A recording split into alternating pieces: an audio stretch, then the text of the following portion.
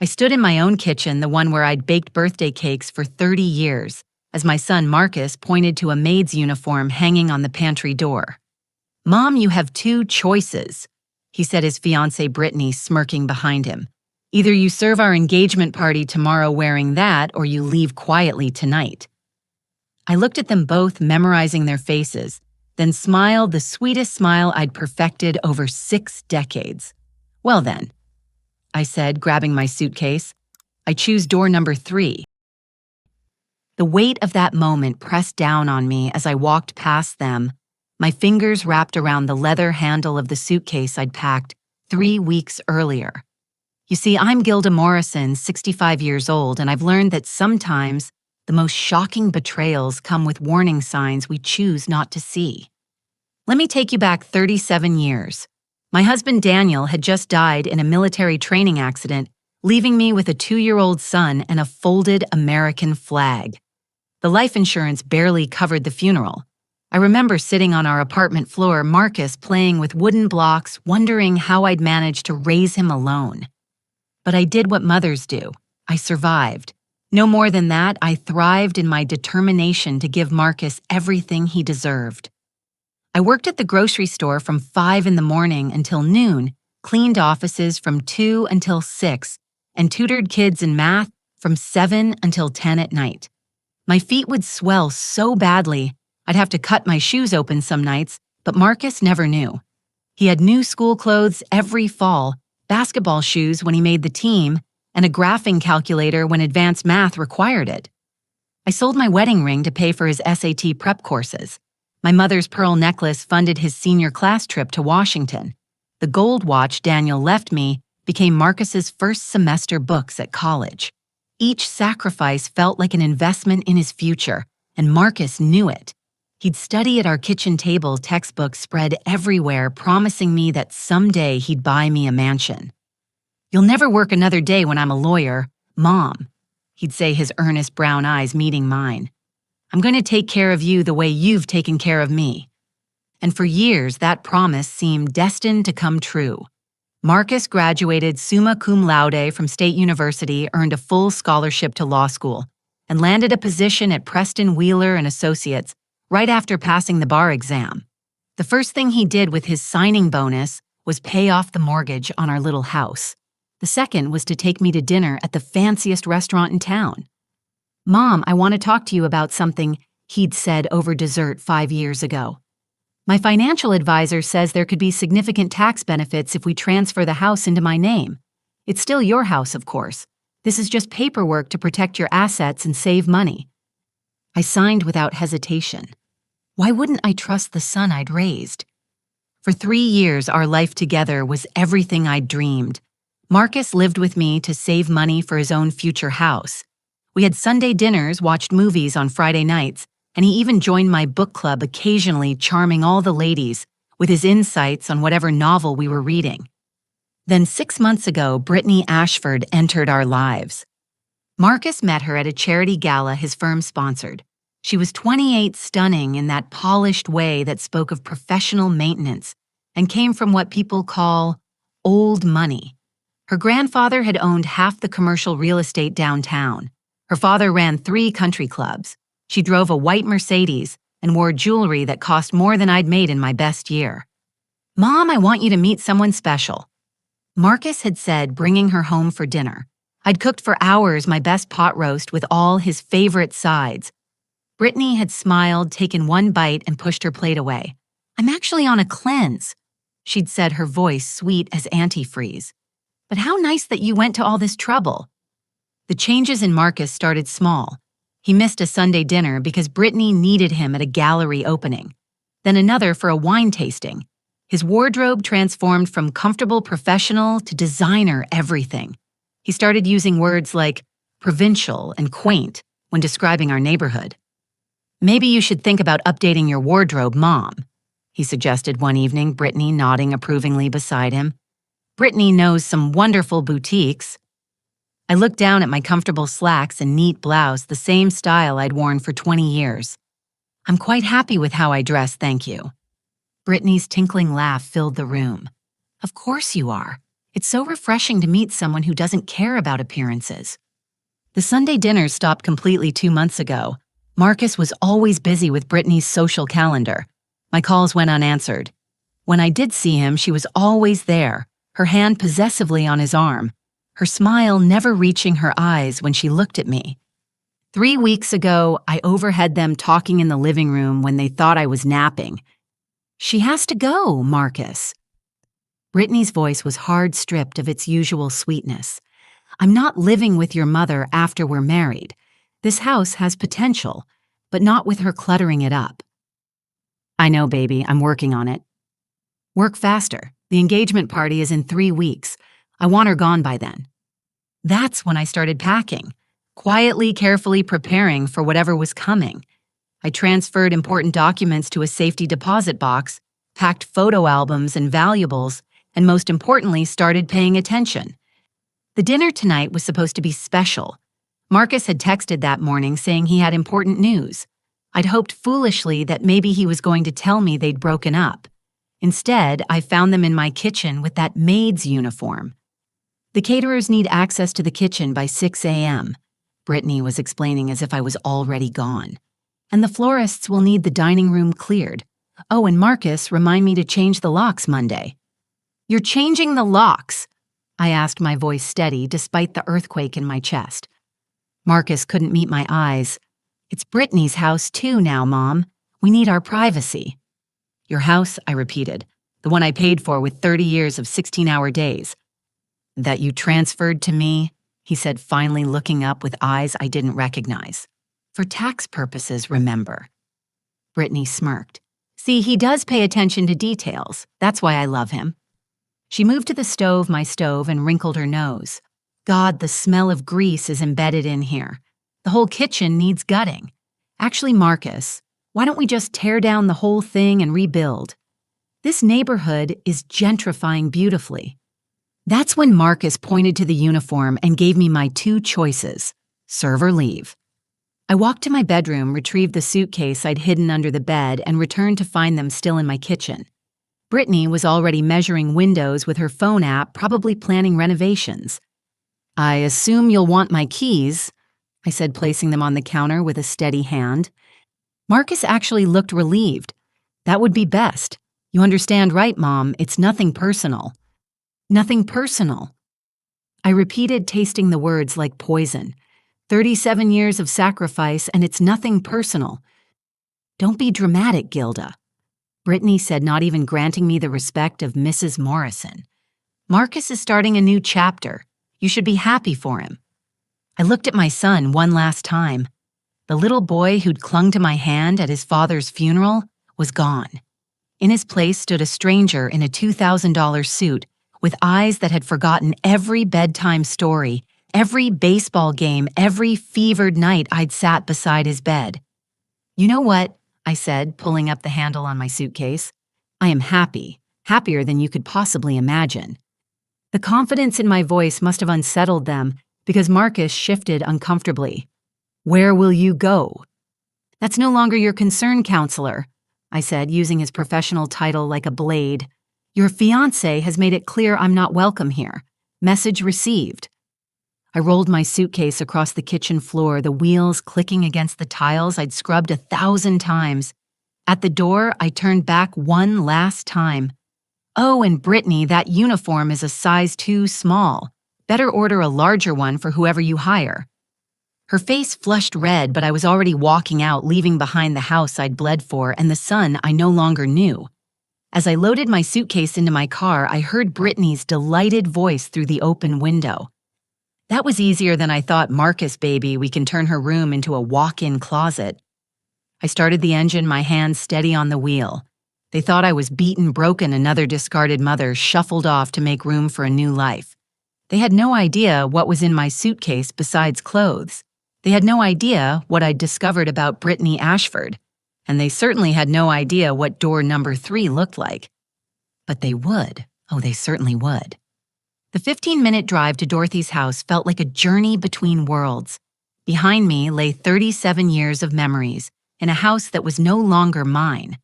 Ahead waited my best friend since high school, the only person besides my late husband who truly knew what I was capable of when pushed. Dorothy Chen opened her door before I could knock. At 68, she still moved with the sharp efficiency that had made her the FBI's most valued document analyst before retirement. Her dark eyes took in my suitcase and the set of my jaw. "They finally did it," she said. It wasn't a question. "Maid's uniform or leave quietly," I confirmed, stepping into her warmth. Dorothy's face hardened. The ungrateful little... She caught herself. "Tea or something stronger." "Tea. I need a clear head for what's coming." We sat in her living room, surrounded by the kind of comfortable disorder that speaks of a life well lived. Dorothy poured Earl Grey from her grandmother's china set, while I finally let my shoulders drop. "Show me what you've gathered," she said simply. I opened my suitcase, but instead of clothes, the top layer revealed manila folders, an external hard drive, and a small locked box. Dorothy's eyebrows rose appreciatively. "You've been busy." "I've been careful," I corrected, pulling out the first folder. "It started 3 months ago when I was looking for aspirin in Brittany's purse. She'd left it on my counter and I had one of my headaches." Inside the folder was a photograph I'd taken with my phone, a prescription bottle for lorazepam, but the name on the label wasn't Brittany Ashford. It was Bethany Walsh. "Different name," Dorothy murmured, immediately understanding the implications. "Identity issue or prescription fraud?" That's what I wondered. So I started paying attention, really paying attention. The next folder contained printed screenshots from social media deep dives. I'd found Bethany Walsh on a defunct wedding website from 4 years ago, engaged to a man named Robert Henley in Dallas. The engagement announcement gushed about their whirlwind romance and upcoming society wedding. "I searched for wedding photos," I continued. "Found nothing, but I did find this. A newspaper clipping from the Dallas Morning News, just a small item in the business section. Robert Henley had filed for bankruptcy after losing his family home to foreclosure. The house had been in his family for 3 generations. Dorothy's trained eye was already connecting dots. "Show me the next one." The pattern repeated. Bethany Walsh engaged to Michael Garrett in San Antonio 3 years ago. No wedding. Michael Garrett's elderly mother suddenly moved to a nursing home after their historic family ranch was sold to developers. Then again, 2 years ago in Austin. Bethany Walsh engaged to Christopher Chen, whose family's restaurant empire crumbled after a series of mysterious health code violations and lawsuits. 3 engagements, 3 family properties lost, Dorothy summarized. But where's the proof of connection? I pulled out my phone, scrolling to a saved voicemail. This came 2 weeks ago from a number I didn't recognize. A woman's voice filled the room, elderly and trembling. "Mrs. Morrison, you don't know me, but I knew your late husband's cousin in Austin. I heard about your son's engagement. That woman, Brittany, I think she's the same one who destroyed my nephew, Christopher. Please be careful. She has a partner, someone she calls her brother. They work together. I wanted to warn you, mother to mother. Be careful." Dorothy was already pulling out her laptop. "Give me 20 minutes. While she worked, I unpacked more evidence. Screenshots of Brittany's social media showing expensive purchases right after each failed engagement. Property records showing the pattern of quick sales. And most damning security footage from my own doorbell camera. "Gilda, look at this," Dorothy called. Her screen showed a professional database I probably shouldn't have been seeing. Bethany Walsh doesn't exist before 5 years ago.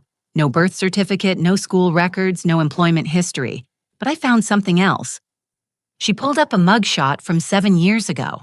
A younger woman, clearly Brittany, despite the different hair color, booked under the name Rebecca Waters for check fraud in Nevada. Charges dropped when the complainants suddenly withdrew their statement. And here's where it gets interesting. Dorothy continued, fingers flying across keys. Rebecca Waters was arrested with an accomplice. Another mugshot appeared, a handsome man with dead eyes and a practiced smile. Blake Waters charged with identity theft, also released when witnesses recanted. "The brother," I breathed. "Show me his face again." I pulled out my tablet, scrolling through weeks of doorbell camera footage. There, and there again. A man in a delivery uniform when no delivery was expected. The same man in a utility worker vest when I'd been at my doctor's appointment. Always when the house was empty except for... He's been inside, I said, ice in my veins, multiple times, always when only Marcus was home. Dorothy enlarged the image, comparing it to the mugshot. Same bone structure, same cold eyes, just better dressed, and with professionally styled hair. Your son has been letting him in. Or doesn't know he's doing it. I said, remembering how distracted Marcus had been lately, how he'd mentioned feeling tired all the time despite sleeping more. Dorothy, what if they're not just conning him? What if they're drugging him? She was already searching. Lorazepam, prescribed to Bethany Walsh. Small doses can cause suggestibility, memory issues, decreased inhibition. Mix it with alcohol. My stomach turned. All those wine tastings Brittany insisted on. Marcus coming home glassy-eyed, agreeing to everything she suggested.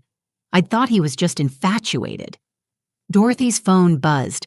She glanced at it and smiled grimly. My former colleague just sent me something interesting. Blake Waters has a sealed juvenile record, but the summary is accessible. Guess what his first arrest was for? Tell me. Breaking and entering.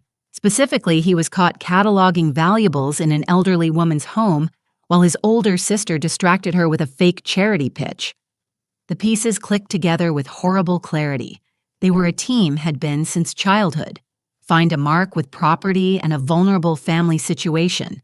Brittany seduces and drugs while Blake scouts and steals. By the time the engagement ends, the family has lost everything and the victims are too embarrassed or confused to pursue charges. We need to stop them, I said. Dorothy closed her laptop with decisive snap. We need to be smarter than that. If you confront Marcus now while he's under their influence, he won't believe you. He'll choose her. Then what do?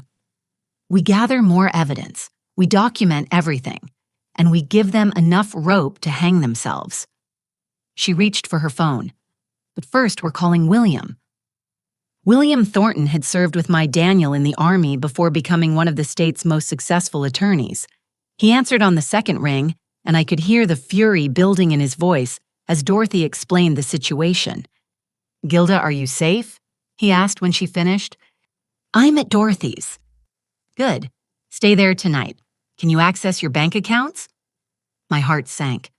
They're joint accounts with Marcus, from when he was helping me manage bills during law school. William cursed something he rarely did. Check 'em now. I logged in on my phone and the blood drained from my face.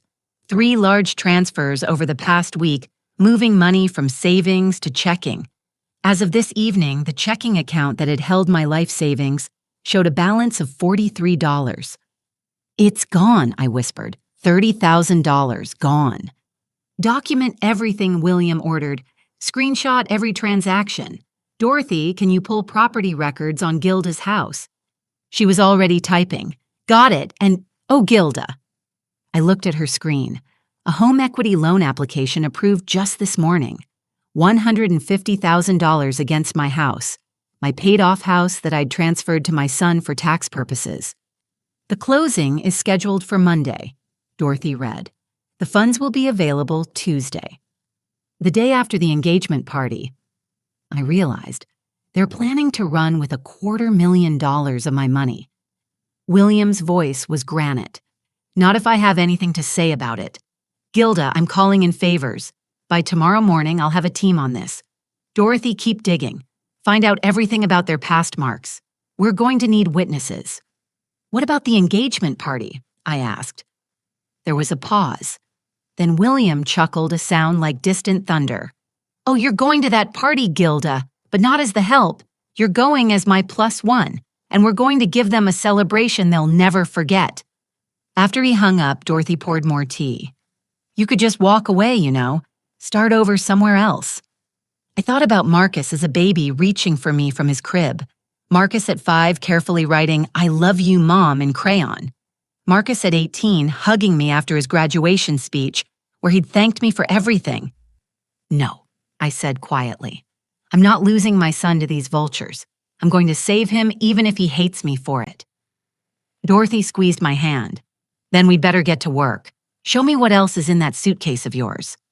I unpacked the rest copies of every important document backup drives of all our family photos, my grandmother's jewelry that I'd hidden when I noticed Brittany admiring it.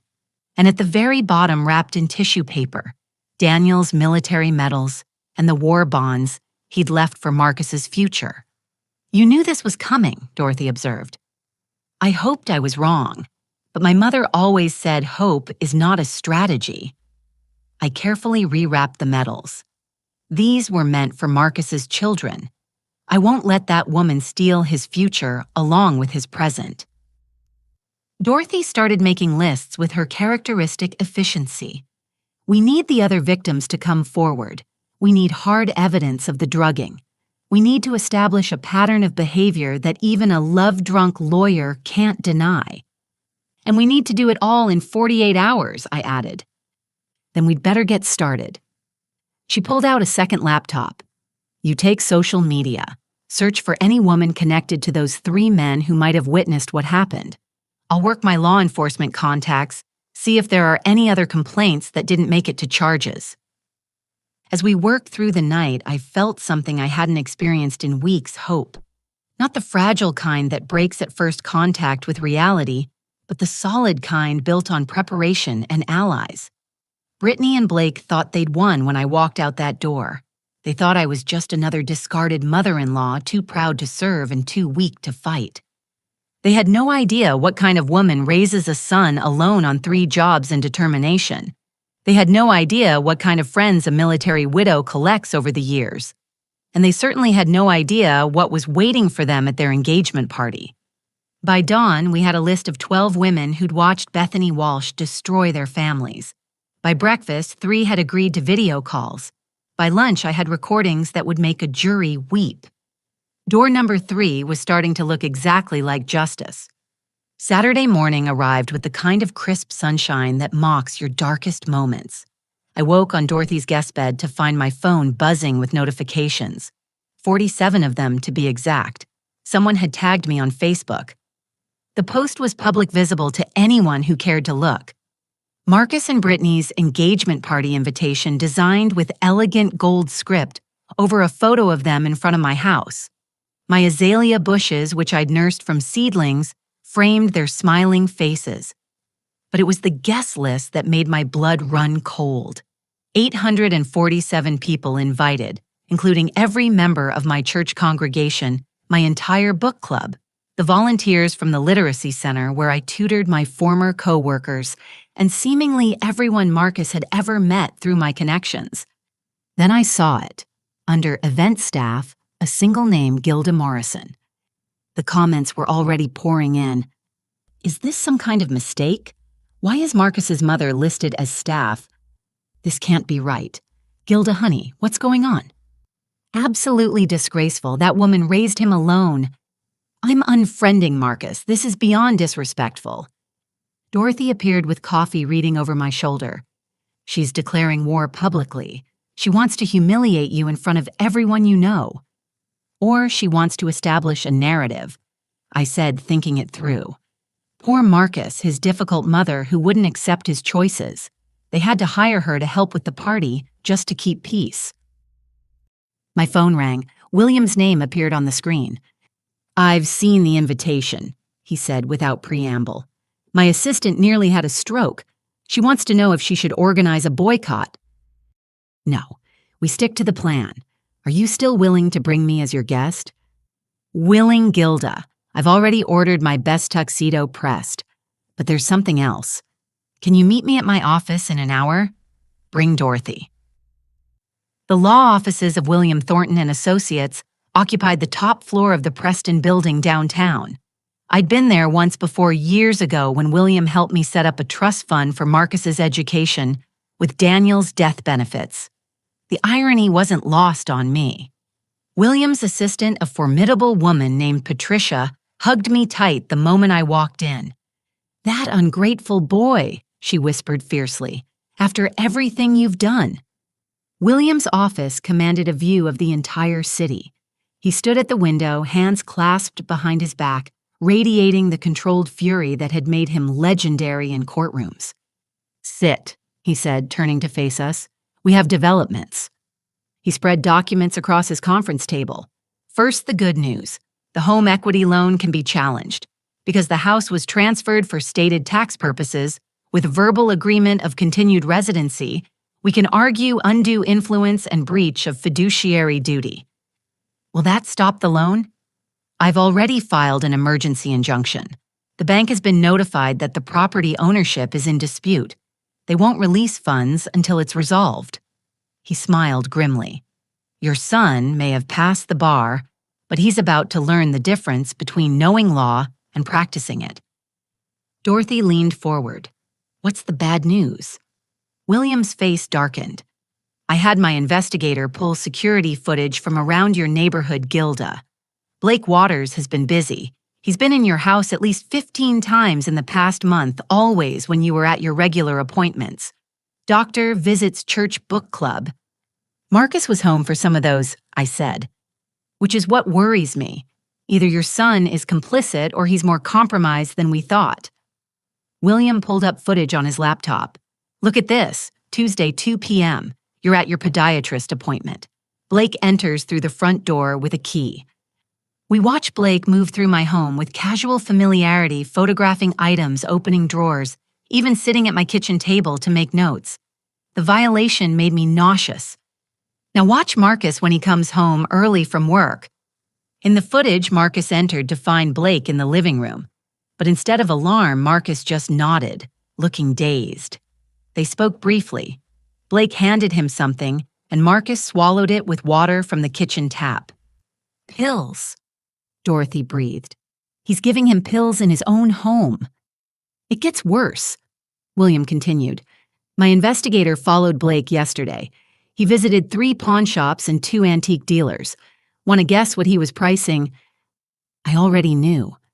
Daniel's military medals, the war bonds, my mother's jewelry that I thought was safely hidden. All of it.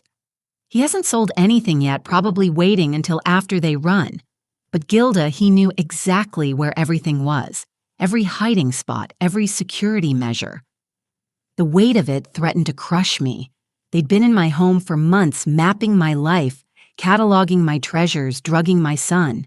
And I'd been worried about missing Sunday dinners. There's more, William said gently. I've been in contact with the 3 previous victims Dorothy identified. They all tell the same story. Bethany targets men with widowed mothers, especially those who've sacrificed everything for their children. She makes the son feel like his mother is holding him back, that he needs to break free to become the man he's meant to be.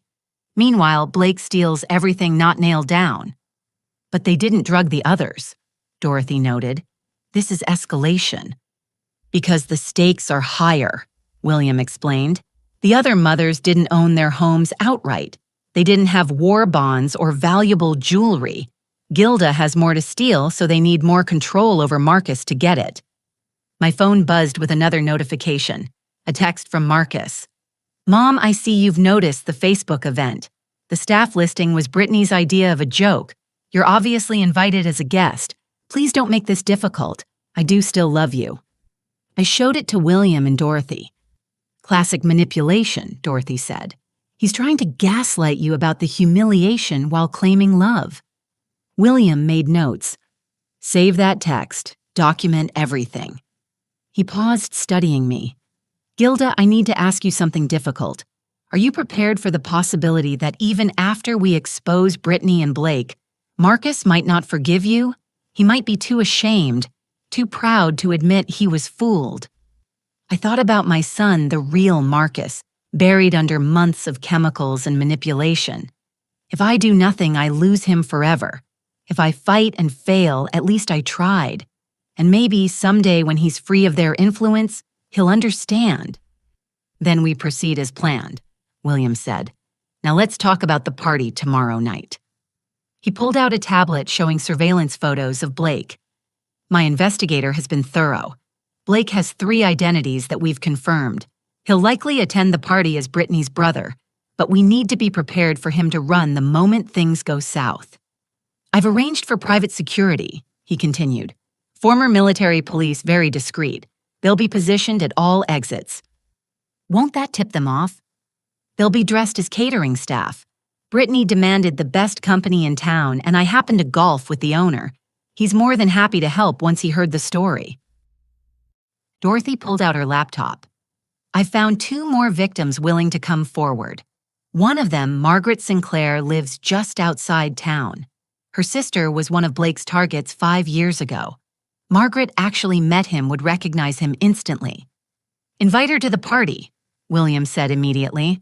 As my law firm's guest, we're corporate sponsors of enough charities to justify it. She's already agreed. Dorothy smiled. She's quite eager to meet Blake again. Apparently her sister never recovered financially from what he did. We spent the next 2 hours strategizing. William would arrive with me at precisely 8 p.m. after most guests had arrived, but before the formal announcements. Dorothy would come separately armed with her evidence folders. Margaret Sinclair and 2 other victims would be strategically placed throughout the party. What about the police? I asked. Shouldn't we involve them now? With what? William asked gently. Suspicion of drugging with no toxicology report, past crimes with no convictions, property that hasn't been sold yet. No. We need them to commit to their plan publicly. We need witnesses. As we prepared to leave, Patricia knocked and entered with a garment bag. For tomorrow night, Mrs. Morrison. William asked me to arrange it. Inside was an elegant navy dress that probably cost more than I'd spent on clothes in 5 years. Understated, tasteful, but unmistakably expensive. You're not walking into that party looking like a victim, William said firmly. You're walking in looking like the woman who raised a successful lawyer and deserves respect. Tears threatened for the first time since this began. William, I can't accept. You can and you will. Daniel would haunt me if I didn't take care of you. Now go home, Dorothy, and get some rest. Tomorrow we remind everyone exactly who Gilda Morrison is. That evening, alone in Dorothy's guest room, I allowed myself 5 minutes to grieve. Not for the house or the money, but for the son I'd lost to 2 predators who saw his trust as weakness. Then I dried my eyes and spent an hour on the phone with the other victims, gathering strength from their stories of survival. My phone buzzed with one last notification. Brittany had posted a photo of tomorrow's party preparations. My dining room table, the one where Marcus had done decades of homework, was covered in gold cloth and crystal I'd never seen. The caption read, "Finally bringing some class to this old place, can't wait to share our special night with everyone." I turned off my phone and looked at the dress hanging on the back of the door. Tomorrow night, Brittany and Blake expected me to either humiliate myself by serving their guests or slink away in defeat. They had no idea what waited for them instead. As my grandmother used to say, the best revenge isn't a dish served cold. It's a feast served at exactly the right temperature with all the proper guests in attendance. And tomorrow's menu justice with a side of public exposure. Sunday evening descended with the kind of perfection that felt orchestrated. As William's BMW pulled up to my former home at exactly 8 p.m., I saw they'd hired valet parking attendants. Young men in red vests were efficiently managing the luxury cars that lined our modest street. Ready. William asked his distinguished silver hair and perfectly tailored tuxedo, making him look like Hollywood's idea of a power attorney. Ready. I confirmed, smoothing the navy dress that transformed me from discarded mother to dignified woman. William came around to open my door, offering his arm with Old South courtesy. Remember, we control the timeline tonight. Let them think they're winning until the moment we strike. The front yard I'd landscaped myself was now covered in white tents, strung with fairy lights. A string quartet played on the porch where Marcus had taken his first steps. Guests in cocktail attire mingled with champagne flutes, and I recognized most of them. My life's connections hijacked for someone else's performance. The valet who took William's keys did a double take when he saw me. "Mrs. Morrison, good evening, ma'am." It was Tyler from church. the boy I'd tutored through algebra. His confusion was evident, clearly wondering why I was arriving as a guest when the invitation listed me as staff. I patted his hand and smiled. Word would spread quickly among the younger crowd. Gilda Morrison as I live and breathe. Judge Barbara Henley approached with the determination of a battleship. One of the most respected jurists in the state and a longtime friend, she'd clearly seen the invitation staff listing. "Barbara," I greeted her warmly. "How lovely to see you." She pulled me into a fierce hug, whispering, "What in heaven's name is going on here?" "I'm William's guest tonight," I said clearly, letting my voice carry. He was kind enough to ensure I could attend my son's celebration. Barbara's eyes flashed understanding. She knew William didn't do anything without purpose. "Well, then let me introduce you to some people as the mother of the groom-to-be. Seems some folks might be confused about your role here." As she led us through the crowd, making pointed introductions, I caught my first glimpse of Brittany. She stood near the rose bushes I'd planted for Daniel, holding court in a white dress that probably cost more than most people's cars. Her laugh tinkled across the garden like broken glass. Then I saw Marcus. My heart clenched at how thin he looked, how his eyes seemed unfocused, even as he smiled and shook hands. He was greeting guests near the front door, Brittany's hand possessively on his arm. "Don't look too long," William murmured. "We need him to notice you naturally." We circulated for 20 minutes, and I was overwhelmed by the quiet support. People who'd known me for years made a point of treating me as an honored guest, their disapproval of the situation evident in their extra warmth. The social tide was already turning against Brittany, though she didn't seem to notice. "Mom." I turned to find Marcus approaching, his face a mixture of confusion and irritation. Up close, I could see his pupils were dilated despite the bright lights. "Hello, Marcus," I said calmly. "Beautiful party. What are you doing here? And why are you with William?" "Your mother is my guest." William said, his tone suggesting any other arrangement would be unthinkable. I couldn't possibly attend without her. Marcus blinked slowly, processing this. But Brittany said the invitation was clearly a misunderstanding. William continued smoothly. "No one would actually expect Gilda to work at her own son's engagement party. That would be unconscionable." Other guests were listening now, pretending to admire the decorations while hanging on every word. Marcus flushed, whether from shame or anger I couldn't tell. "Of course," he said finally. "Mom, I'm glad you came. Brittany will be so pleased." We both knew that was a lie, but I smiled graciously. I wouldn't miss it for the world. Marcus retreated, and I watched him whisper urgently to Brittany. Her perfect smile cracked for just a moment as she looked our way. Then she was gliding toward us, determination in every step. "Mrs. Morrison," she said, her voice honey over arsenic. "What a surprise. When you didn't respond to the invitation, we assumed you couldn't make it." "I never received a personal invitation," I replied pleasantly. "Just saw the public Facebook post listing me as staff. Such an amusing typo." Her smile tightened. "Yes, a typo. Well, since you're here, you must see what we've done with the house. It's amazing what proper staging can accomplish." The insult was clear. My home needed fixing, but I'd raised a lawyer. I knew how to redirect. "It's lovely, though I do hope you kept the architectural survey from 1998, the one that documented the original craftsman details. The Historical Society was quite interested in them."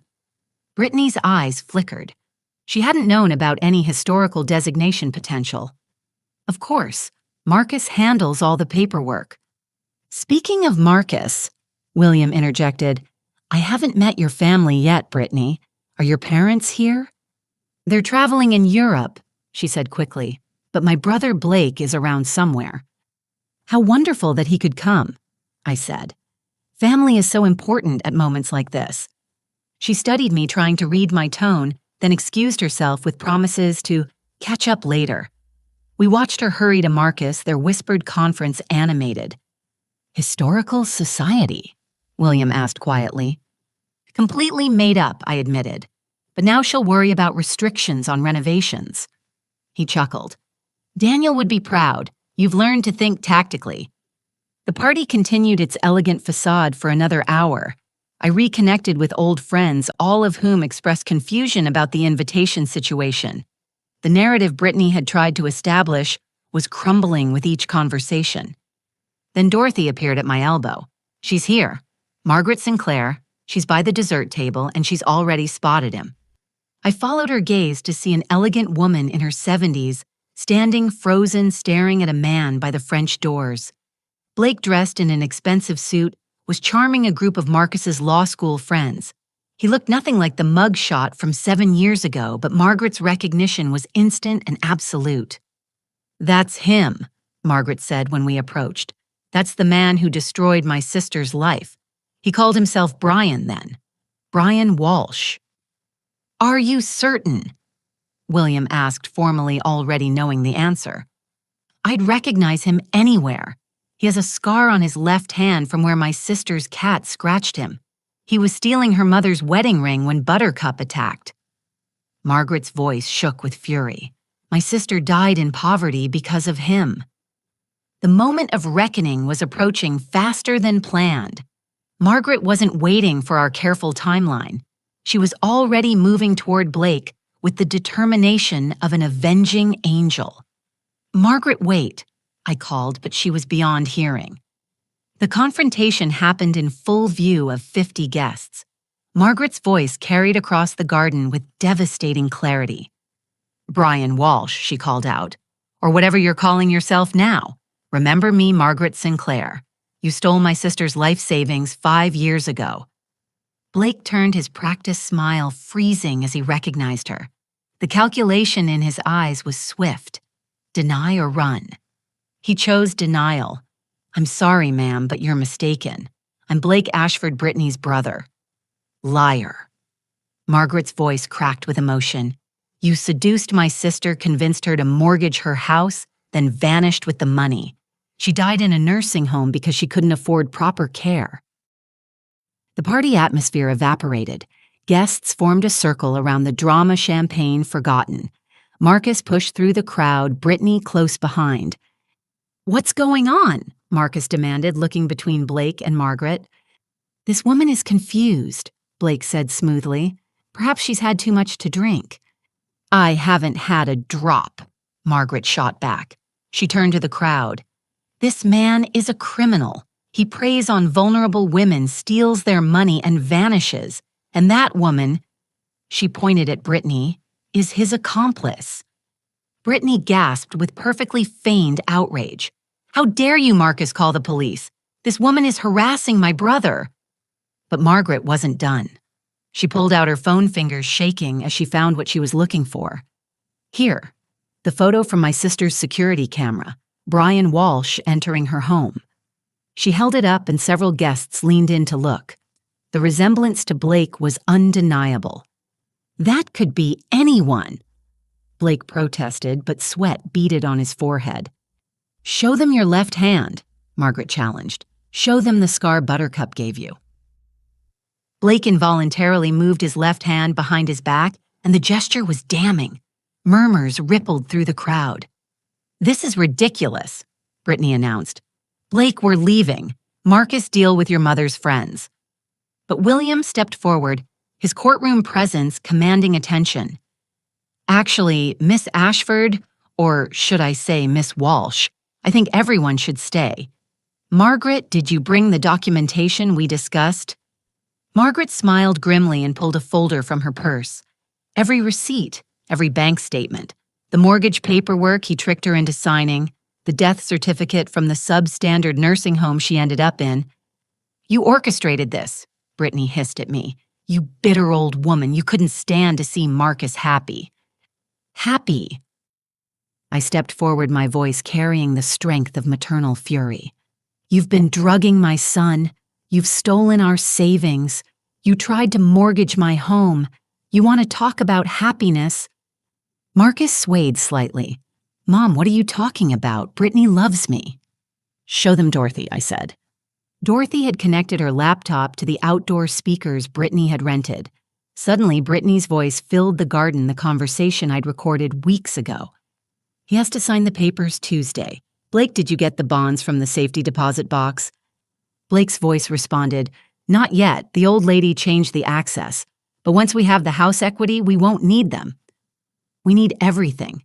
This is our biggest score yet. Just keep giving Marcus the pills. He's so compliant now, he'd sign anything." The recording continued, but the party had erupted. Guests gasped, phones came out to record, and Marcus stared at Brittany with dawning horror. "You were drugging me." His voice cracked like a teenager's. Brittany's mask finally slipped completely. "You pathetic mama's boy. You think you were some great catch. Without your mother's money, you're just another mediocre lawyer drowning in student loans." Blake was already backing toward the exit, but two of the catering staff, William's security men, smoothly blocked his path. "I wouldn't," one said quietly. "The police are already on their way."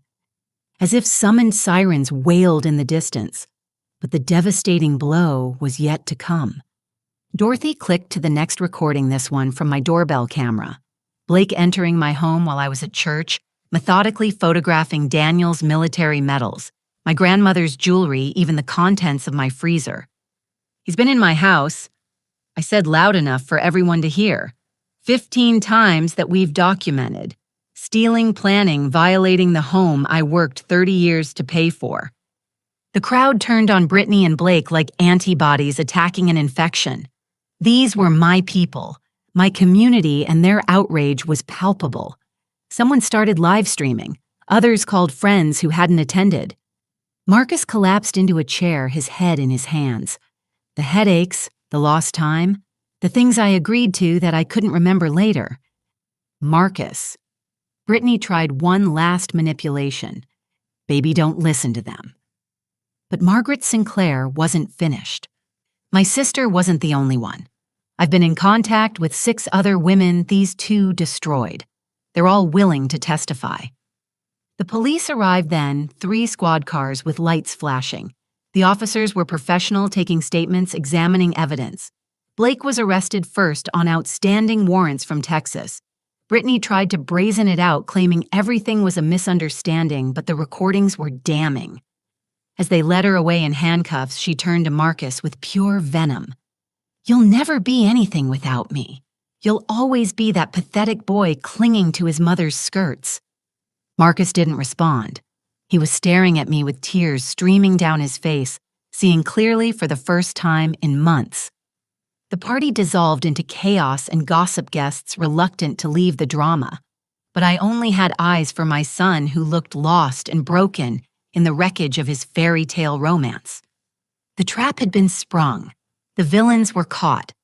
But the hardest part, rebuilding my relationship with Marcus, was just beginning. The next hour passed in a blur of police statements and shocked whispers. Guests lingered despite the circumstances, their fancy clothes incongruous with the crime scene tape being strung across my former front door. I watched Marcus sitting alone on the garden bench where he'd proposed to Brittany just 3 months ago, his shoulders shaking. "Give him a moment." William counseled, his hand steady on my arm. "He needs to process what just happened." But a mother's instinct overruled legal wisdom. I approached slowly, remembering another time I'd found him crying on this same bench.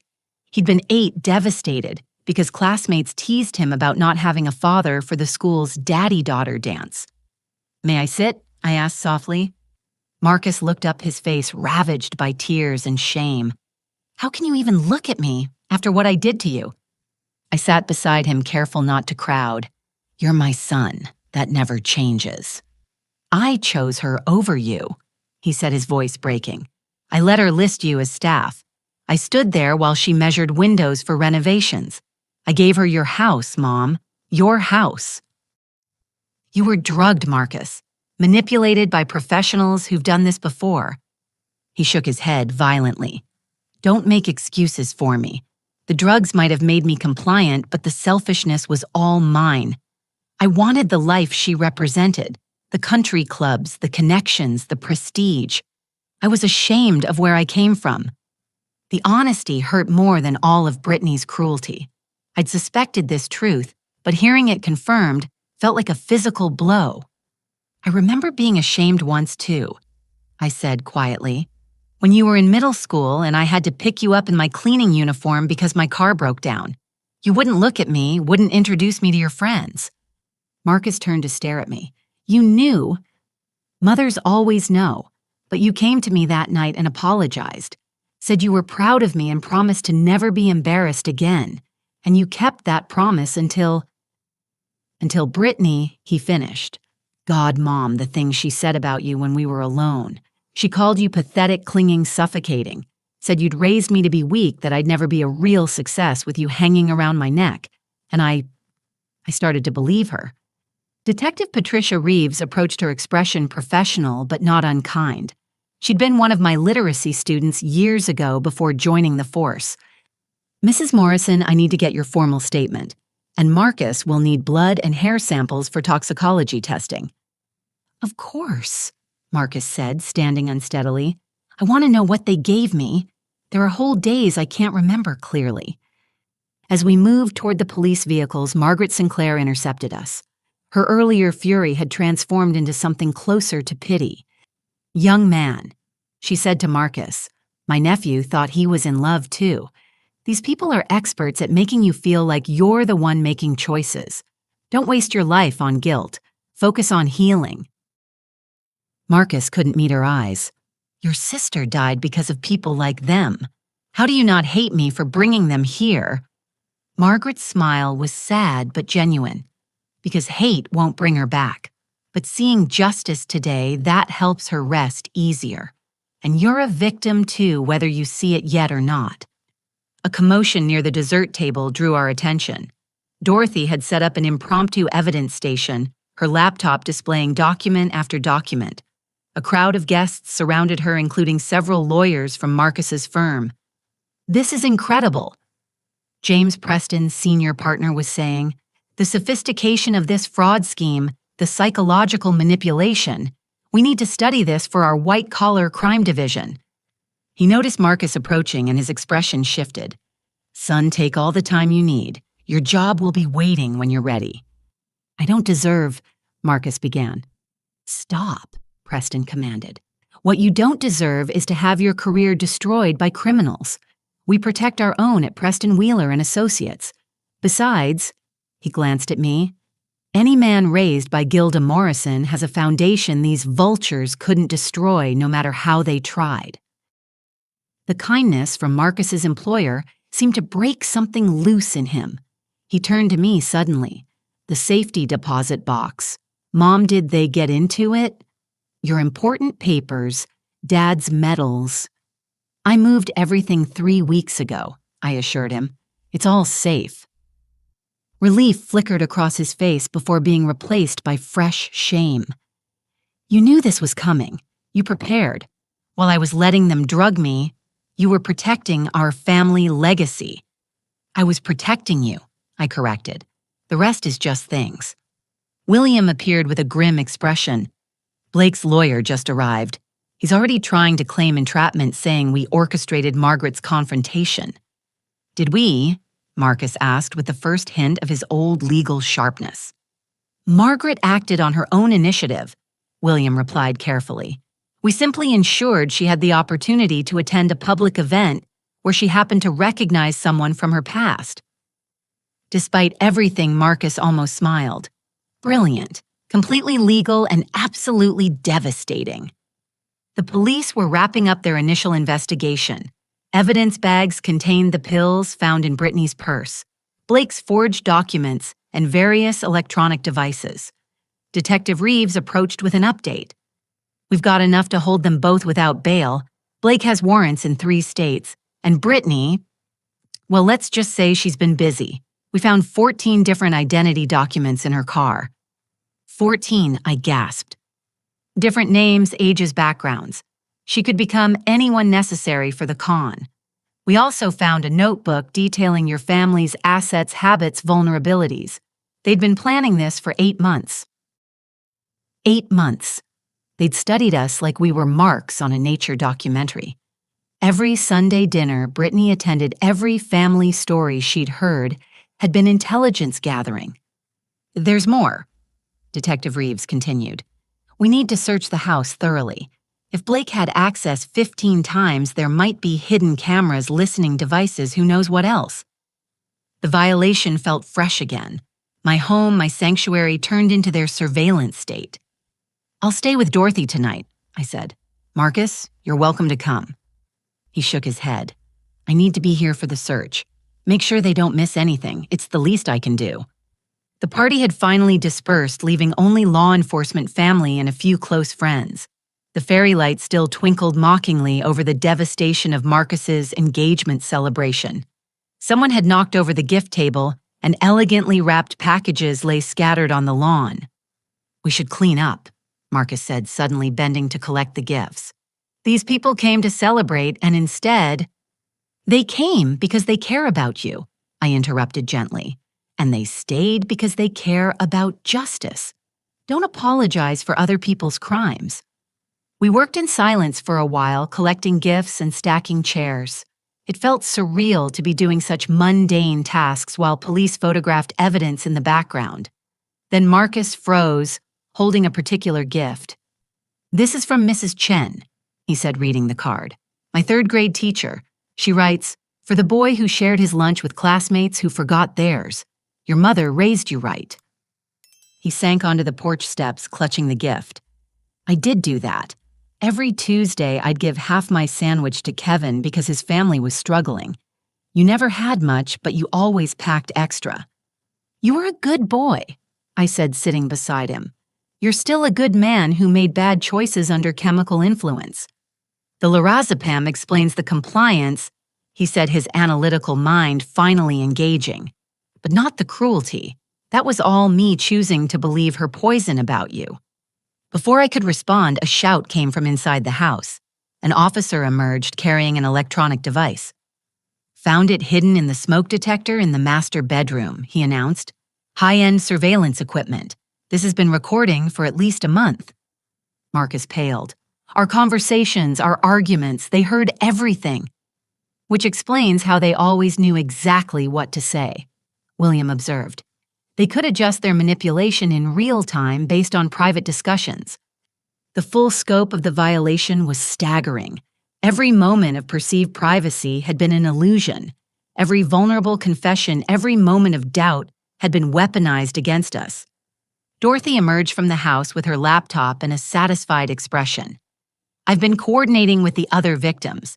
We have 6 women willing to testify, plus documentation going back 5 years. Brittany and Blake aren't getting out of this." "How many families?" Marcus asked hollowly. "How many sons did they turn against their mothers?" 12 that we've confirmed," Dorothy replied. "You're actually lucky, Marcus. In 3 cases, the men never reconciled with their families. The shame was too much." Marcus flinched. "Lucky, right." A car pulled up and Eleanor Hastings stepped out. The president of my book club, she carried a thermos and a determined expression. "Coffee," she announced. "Real coffee, not that swill the caterers brought. And Gilda, the entire club wants you to know we're starting a legal defense fund. That witch isn't getting away with stealing from one of ours." The gesture broke through my composure. Tears finally came as my community rallied around us. Eleanor held me while I cried for the son I'd almost lost and the home that had been violated. "We've got you," she whispered. "All of us. That's what family does." As the night wore on, more people arrived. Church members with food, former co-workers with offers of support, Marcus's childhood friends with confusion and sympathy. The engagement party had transformed into something else entirely, a community's response to injustice. Marcus watched it all with wonder. "They're all here for you," he said to me. "All these people Brittany called small-town nobodies. They're here at midnight on a Sunday because they love you." "They're here for us," I corrected. "You're part of this community too, whether you remember it or not." Detective Reeves returned with final instructions. "The house is a crime scene for now. We'll need 48 hours minimum for full processing. Marcus, you'll need to come to the station tomorrow for blood work and a full statement." "What about the house deed?" Marcus asked. "The home equity loan?" "Frozen pending investigation," William assured him. "Any contracts signed under the influence of drugs can be challenged.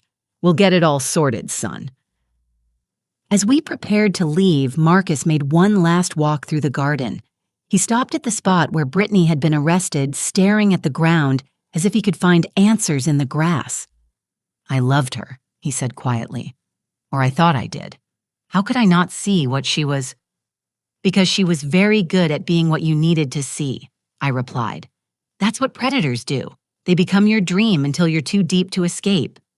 He nodded slowly, then surprised me by taking my hand. "I have a lot to make up for. I don't know where to start." "How about breakfast?" I suggested. "Dorothy makes excellent pancakes, and we have a lot to talk about." For the first time since the nightmare began, Marcus managed a genuine smile. "Pancakes sound perfect, Mom." As we drove away from the house that had been our battleground, I glanced back at the crime scene tape and police cars. Brittany and Blake had tried to destroy us, had almost succeeded. But they'd underestimated one crucial thing: the power of a mother's love and a community's justice. The war wasn't over. Legal battles awaited healing, would take time, and trust would need to be rebuilt. But tonight my son was coming home. Everything else could wait until morning. Monday morning arrived with the kind of harsh clarity that follows disaster. I woke in Dorothy's guest room to find 17 missed calls on my phone.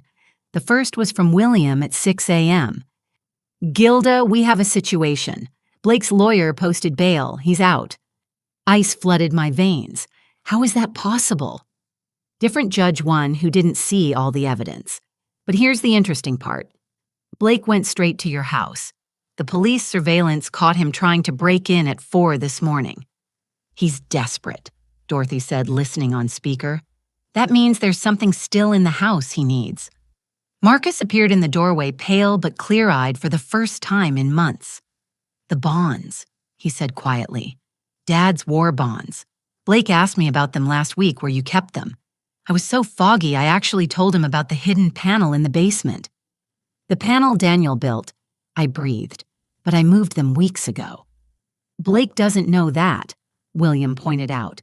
"And his desperation might be exactly what we need. How do you feel about setting a trap?" We spent the morning coordinating with Detective Reeves. The plan was elegant in its simplicity. Let Blake think the house was unguarded, allow him to break in and catch him in the act with the stolen items we knew he'd hidden somewhere in my home. "We've had the house under surveillance since last night," Detective Reeves explained. "But we pulled the visible units this morning. He'll think we're done processing." Marcus had spent the night going through his phone and email, piecing together the manipulation. "Look at this," he said, showing me a text conversation. "Every time I started to question something, Brittany would suggest we have wine. Every single time. And then Blake would show up the next day with vitamins for my headaches." "The headaches they caused," Dorothy added grimly. By noon, we had confirmation from the bank the home equity loan had been frozen, and they were investigating potential fraud. 3 of Brittany's previous victims had already contacted William's office, eager to pursue civil suits. "There's something else," Marcus said, pulling up his laptop. "I remembered Brittany mentioning a storage unit once. Said it was for her seasonal clothes, but she was weird about it. I found the key in my desk." William immediately contacted the police. With a warrant, they could search the unit, potentially finding evidence from their previous crimes. The afternoon dragged with tense waiting. We stayed at Dorothy's, monitoring the situation through William's connections. At 3 p.m., Detective Reeves called with an update. "Blake took the bait. He's in the house tearing the basement apart. We're moving in now." We watched the arrest on Dorothy's security app, which had a view of my street. Police vehicles surrounded the house as Blake was led out in handcuffs again, this time carrying a bag full of my family's treasures he'd hidden in my own attic. He had everything cataloged, Detective Reeves told us later. Jewelry, bonds, medals, even your late husband's watch, plus evidence from their previous crimes, victims' IDs, stolen credit cards, detailed notes on future targets. "Future targets?" I asked.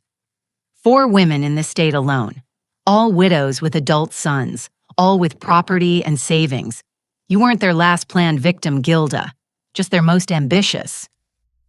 That evening, we returned to the house with police permission. The damage was extensive, not from the search, but from Blake's desperate hunting. He'd torn open walls, ripped up floorboards, even slashed cushions looking for the bonds. Marcus stood in the wreckage of his childhood home, tears flowing freely. "I'm so sorry, Mom. I brought these monsters into our life." "We'll rebuild," I said firmly. "That's what we do. We survive and rebuild." The doorbell rang and I found Pastor David from our church, standing with several congregation members, all carrying tools and supplies. "Heard you might need some help," he said simply. "Nobody tears up Gilda Morrison's home without answering to us." Within an hour, 40 people were working to repair the damage. Someone had started a meal train, others brought cleaning supplies, and Marcus's high school basketball team showed up to haul debris. The destruction Brittany and Blake had wrought was being erased by the community they'd dismissed. "I don't deserve this," Marcus kept saying as his former teammates patched walls. "Shut up and hold this straight," his old friend Kevin replied. "You shared your lunch with me for 3 years. This is just payback." William arrived with more news. The storage unit was a gold mine. They found evidence linking Brittany and Blake to 19 fraud schemes across 7 states. The FBI is now involved. 19 families, I murmured. How did no one catch them before? Because they were smart about it. Never hit the same city twice, always waited at least a year between major scores, and chose victims unlikely to have the resources to pursue them. They didn't count on running into you. As evening fell, the house began to look like home again. Marcus worked alongside everyone else, slowly reconnecting with the community he'd abandoned.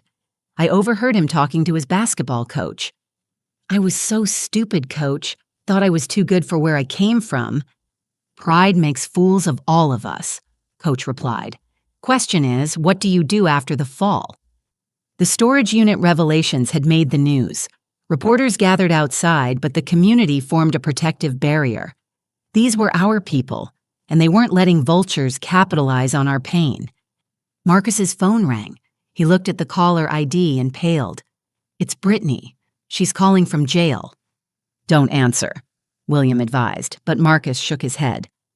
"I need to." He put it on speaker. Brittany's voice had lost its sweetness. "You destroyed everything, you pathetic little boy. Do you have any idea what you've cost me?" "What I cost you?" Marcus's voice grew stronger. "You drugged me. You stole from my mother. You tried to destroy my family." "Your family?" She laughed bitterly. "A cleaning lady and her mama's boy playing at success. You were nothing before me. You'll be nothing after." "You're right," Marcus said, surprising everyone. "I was nothing with you. Just a drugged puppet dancing for your amusement. But before you, I was a son who loved his mother, a friend who shared his lunch, a man who knew where he came from, and after you, I'll be all those things again." "You'll come crawling back," she hissed. "When you realize no one else will want you when you're stuck in that pathetic house with your pathetic mother, you'll beg me to take you back." Marcus looked around the room at the friends and family fixing our home at me, standing strong despite everything at the community that had rallied to our defense. "No, Brittany," he said quietly. "I'm already home." He hung up and deleted her contact, a symbolic gesture that felt like a victory. Detective Reeves arrived with final updates. Blake cracked. Full confession in exchange for a plea deal. He's given us everything: how they chose victims, how they manipulated the drugs, where the money went. International accounts were now freezing. "And Brittany?" I asked. "Facing federal charges. With the evidence from the storage unit and Blake's testimony, she's looking at 25 to life." The weight of it all hit Marcus. He sank into a chair, the same one where he'd done homework for years. 25 to life, she's only 28. "She chose her path," I said gently, "just as you're choosing yours now." The evening wound down with the house mostly restored. People left with hugs and promises of continued support. Marcus and I were left alone in our kitchen, the scene of that terrible confrontation, just days ago. "I need help," Marcus said quietly. "Professional help. To understand how I let this happen, how I became someone who could hurt you so badly." "We'll find someone," I promised. "The best therapist we can afford." He shook his head. I'll pay for it. It's time I started taking responsibility." He paused, then asked the question I'd been dreading. "Can you ever forgive me, Mom? Not just for Brittany, but for being ashamed of you for wanting to erase where I came from." I thought about the little boy who'd clung to my hand at his father's funeral, the teenager who'd promised to buy me a mansion, the young man who'd forgotten those promises in pursuit of a different dream. "I forgave you the moment you chose her over me," I said truthfully, "because that's what mothers do. But forgiveness doesn't mean pretending it didn't happen. We both have work to do." Marcus nodded, tears falling again. "I want to do that work. I want to earn the right to be your son again." "You never lost that right," I said, pulling him into a hug. "You just forgot what it meant." The trap had been sprung in ways we hadn't expected. Yes, we'd caught the criminals, exposed their schemes, and protected future victims. But the real trap had been the one Marcus set for himself, thinking he could trade his roots for wings. Now with those false wings melted away, he was learning to stand on the foundation I'd spent 37 years building. The house was quiet as we prepared for bed in our separate rooms. Tomorrow would bring legal procedures, therapy appointments, and the slow work of rebuilding trust. But tonight my son was home. The villains were in jail and justice had been served with a side of community love. Sometimes the best revenge isn't just winning. It's showing the world and yourself exactly what you were fighting for all along. 3 months later, I stood in my kitchen preparing Sunday dinner for the first time since that horrible night. The familiar rhythm of chopping vegetables and seasoning roast felt like reclaiming sacred ground. Through the window, I watched Marcus tending to the garden, replanting the roses that had been trampled during the party. "He's out there every weekend now," Dorothy observed from her seat at the table, helping me snap green beans. "Rain or shine." "He says it's therapeutic," I replied, "part of his healing process." The transformation in Marcus had been gradual but profound. Therapy 3 times a week had helped him understand how Brittany had exploited his latent insecurities about our humble beginnings. The toxicology report had been shocking: therapeutic doses of lorazepam mixed with trace amounts of other substances designed to increase suggestibility and decrease critical thinking. "It's like I was underwater for months," he'd told me after one session. "Everything muffled and distorted. But the worst part is knowing I made the choice to take that first dive." The doorbell rang and I heard Marcus greeting William. Our weekly legal meetings had become Sunday traditions, combining business with family dinner. William entered carrying a folder and wearing a satisfied smile. "Final settlement papers," he announced. "Blake took the federal plea deal, 40 years possibility of parole after 25. He's also agreed to pay full restitution to all victims." "And Brittany?" I asked, though we'd been following the case closely. "Trial starts next month. Her new lawyer is trying for an insanity defense, claiming she was manipulated by Blake since childhood." William snorted. "The prosecutors have 63 examples of her running cons independently. She's toast." Marcus came in from the garden dirt under his fingernails, looking more like the boy I'd raised than he had in years. "Any word from the other victims?" William's expression softened. "Actually, yes. Margaret Sinclair wanted me to give you this." He handed Marcus a card. Inside, Margaret had written, "Healing isn't linear, and forgiveness, especially of ourselves, takes time. You're not responsible for their crimes, only for your own growth. Be patient with yourself." Marcus read it several times before carefully placing it on the mantel with the other cards from victims' families. The network of support that had emerged from shared trauma had been unexpected but powerful. "Oh, William added, and the district attorney called. They want you to testify at Brittany's trial, Marcus. Your testimony about the drugging could be crucial." Marcus nodded firmly. "I'll do it. Other families deserve the same justice we got." As we settled around the dinner table, the scene felt both foreign and familiar. The same table, the same Sunday roast recipe, but everything had changed. Marcus now asked about my week, listened to my stories, contributed to conversations, instead of checking his phone for Brittany's texts. "I got promoted. he mentioned quietly during dessert. Senior associate. Mr. Preston says my work on victim advocacy has been exceptional. That's wonderful, Dorothy exclaimed.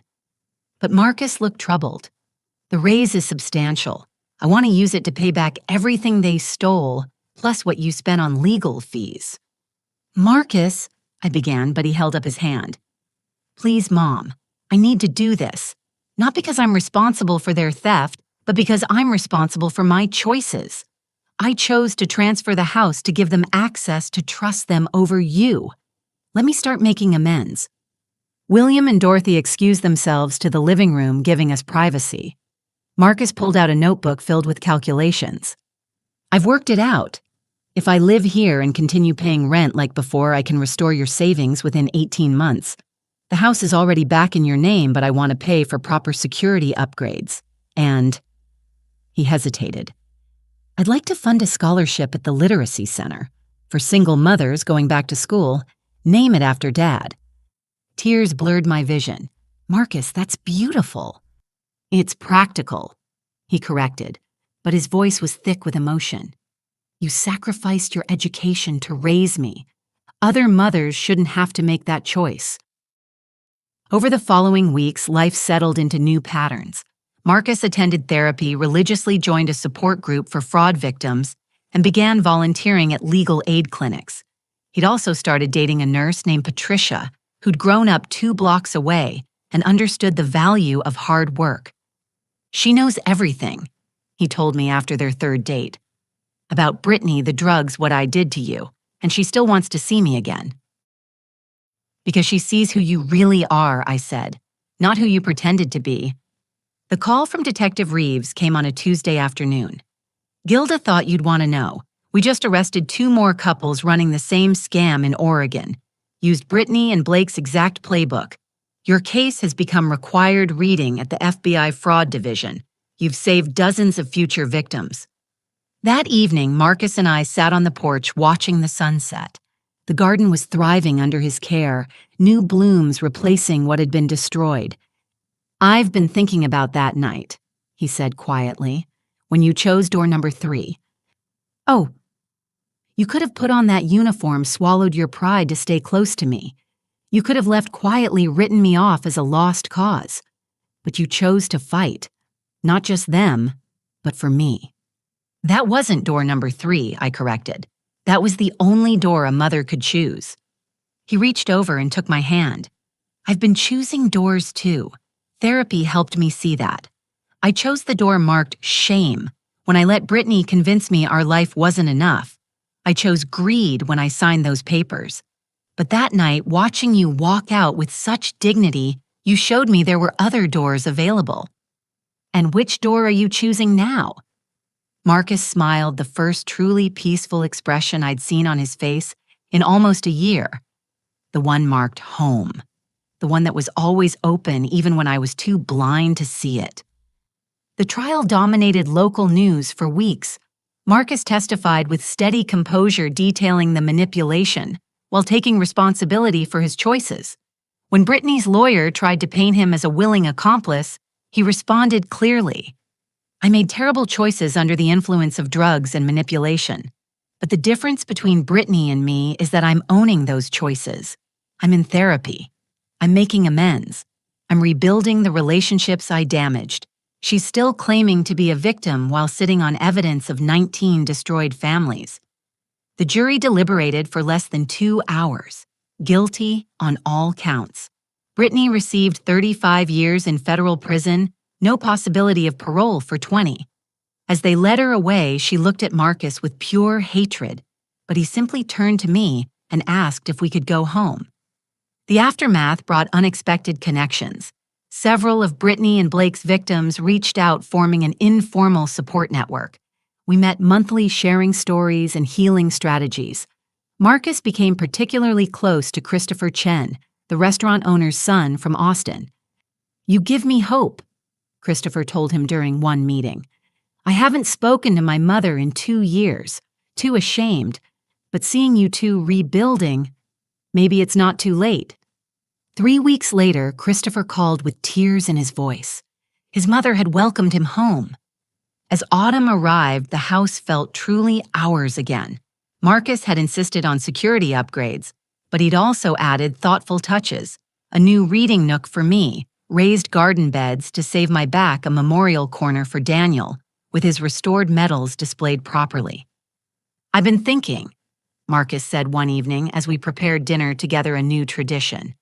"Would you be open to me buying the house next door? Not to move out," he added quickly, "but as an investment. Maybe rent it to another single parent at below market rate. Pay it forward." I smiled at my son, seeing the man he was becoming. "I think that's a wonderful idea." The scholarship at the Literacy Center had funded 3 students already. Marcus attended every graduation ceremony, cheering as single mothers received their GEDs or college acceptance letters. He'd also started a legal clinic specifically for elder fraud victims, partnering with Williams' firm. Brittany was wrong about one thing. Patricia told me during Sunday dinner. She'd become a regular fitting into our family with easy grace. She said Marcus would be nothing without her, but he's becoming everything because he survived her. As winter approached, I reflected on the journey we'd taken. The pain had been real, the betrayal deep, but we'd emerged stronger. Marcus wasn't the same son I'd raised, he was better. Humbled, aware of his vulnerabilities, but committed to growth and service. "Mom," he said one snowy evening, finding me in my reading nook with photo albums, "I need to tell you something." My heart skipped, old fears surfacing. "What is it?" "Patricia and I have been talking about the future, marriage, kids, the whole thing, but I wanted to make something clear to her, and to you." He knelt beside my chair, taking my hands. "Any family I build will include you at the center. Not obligation, not guilt, but because you're the foundation, everything good in my life is built on. I want my kids to know their grandmother, to learn from your strength, to understand where they come from." "Marcus," I couldn't continue through the tears. "I know I lost sight of that for a while, but Brittany actually did me a favor. She showed me what life looks like when you cut yourself off from your roots. It's empty, vulnerable to any con artist who promises to fill the void. I won't make that mistake again." Later that evening, as snow fell softly outside, we sat together watching old home videos. There was Marcus at 5, proudly presenting me with a macaroni necklace for Mother's Day. At 10, reading his essay about his hero, his mom, to the school assembly. At 18, promising to make me proud. You know," I said softly, "make me proud. Not because you became a lawyer or made money, but because when tested, you found your way back to who you really are." "It hurt," he admitted, seeing myself clearly, understanding how easily I was manipulated. "But you know what Dr. Harrison says. The fact that it hurt means I'm healing. Sociopaths don't feel guilt. Victims who become survivors do." As we prepared for bed, Marcus stopped at my door. "Mom, thank you for choosing door number 3. Thank you for not giving up on me." "There was never a choice," I said simply. "Love doesn't offer options like serve or leave. Love stands and fights, especially when the person you're fighting for can't fight for themselves." He hugged me goodnight, and I felt the last pieces of our relationship click back into place. Different than before, scarred, but stronger, like a broken bone that heals thicker at the breakpoint. The story could have ended so differently. I could be living in some small apartment estranged from my son, another casualty of predators who target family bonds. Marcus could be married to Brittany, slowly drowning in debt and drugs, isolated from everyone who truly loved him. We could have been another statistic in the epidemic of elder fraud and family destruction. Instead, we were proof that love, community, and truth can triumph over manipulation and greed. That choosing door number 3, the path of strategic resistance and fierce protection, can lead to justice and redemption. That sometimes the hardest battles we fight are for the souls of those we love, and winning means helping them find their way home. As I looked out my bedroom window at the snow-covered garden Marcus had restored, I thought about Dorothy's question from months ago. You could just walk away, you know. Thank God I didn't. Thank God for suitcases packed with evidence instead of defeat. Thank God for communities that rally around their own. And thank God for second chances even when they come disguised as devastating betrayals. Because sometimes the worst thing that happens to you becomes the catalyst for the best thing, the rediscovery of what truly matters and the strength to protect it. To those of you watching who've faced similar betrayals, who've had to choose between serving someone's cruelty or leaving quietly, remember this: there's always a door number 3. It might require patience, allies, and strategic thinking, but it exists. Love doesn't mean accepting abuse. Family doesn't mean enabling destruction. And walking away with dignity while preparing to fight isn't giving up, it's choosing the battlefield wisely. Have you ever faced a situation where you had to choose between your dignity and keeping peace in the family? What door did you choose and what did you learn from it? I'd love to hear your stories in the comments below. If this story resonated with you, please consider giving it a like and subscribing to hear more about families triumphing over adversity. Share it with anyone who needs to be reminded that they're worth fighting for, that manipulation isn't love, and that sometimes the best revenge is simply refusing to play by their rules. Thank you for joining me on this journey. Remember, when someone offers you only 2 choices, both designed to diminish you, smile sweetly and create your own option. Door number 3 is always there, waiting for those brave enough to walk through it.